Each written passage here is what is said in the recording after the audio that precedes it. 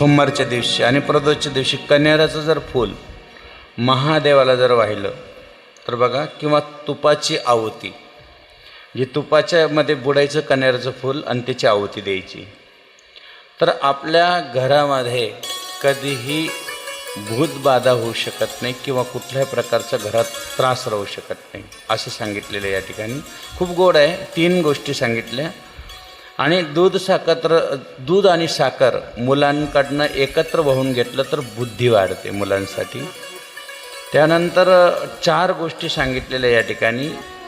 आपल्याला जर तिळाचा दिवा लावला 40 दिवस घरामध्ये, तर आपल्या घरामध्ये 40 दिवस तिळाचा दिवा कंटिन्यू लावायला सांगितलं. एकही दिवस बंद नाही झालं पाहिजे. घराची तरक्की व्हावं वाटत असेल, आपल्या घरामध्ये धन दौलत सर्व आनंदानं प्राप्त व्हावं असं वाटत असेल तर 30 दिवस 40 दिवस तेलाचा दिवा लावायला लावला.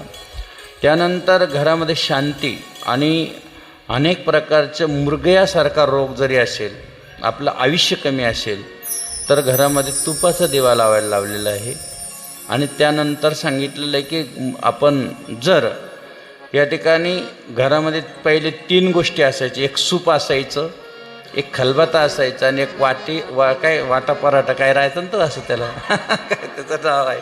इथं सांगितलेलं आहे की जर वाटा आहे ना, ते काय म्हणते त्याला, हां या इथं 3 गोष्टी सांगितल्या शिवमहापुराण कथेमध्ये. पहिले राहायचं म्हणे, तसं मोठं राहायचं ते मस्तपैकी दगडाचं, आणि त्याच्यावर ते आईला माहिती ते.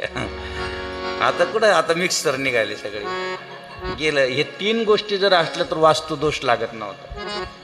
3 गोष्टी पाहिजे घरामध्ये. एक खलबत्ता आणि एक वाटा वराटा. वा, आता बरोबर बोललं. आणि एक सूप, माहिती का सूप आहे घरामध्ये. सूप पण सांगितलेले. या 3 गोष्टी इथं वर्णन आहे. सूप म्हणजे काय करतं माहिती का, आणि चांगलं जवळ ठेवतं. खडे किती गोष्ट आहे, म्हणून सुपासारखे काने गणपती बाप्पाचे.